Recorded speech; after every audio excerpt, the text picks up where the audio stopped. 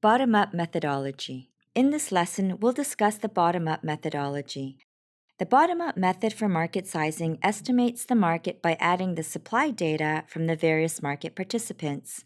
There are 3 different techniques that you can use to conduct a bottom-up analysis. Select the technique based on the market that you're interested in and the availability of information. Roll-up market participant sales. This technique is preferred for relatively small markets or markets that change slowly.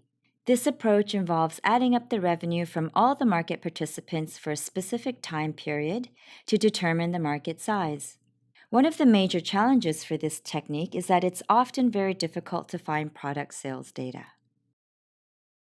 Weighted analysis of industry leaders. In large or rapidly growing markets, it's very difficult to simply add up the revenue of all participants. In these situations, take a different approach. Estimate the market size by adding up the revenues of the largest market players and then gauging the combined share of the smaller market players. Customer survey.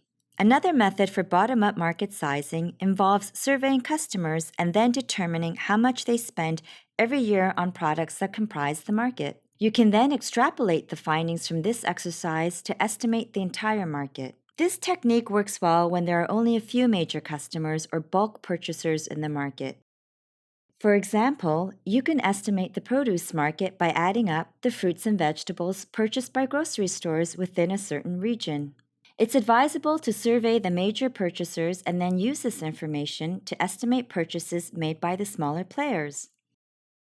Overall, the bottom-up technique for market sizing is generally considered to be more time-consuming than the top-down approach, and it often requires primary research, which can be expensive. However, the bottom-up approach is far more accurate. For this reason, investors typically prefer the bottom-up method as opposed to the top-down method.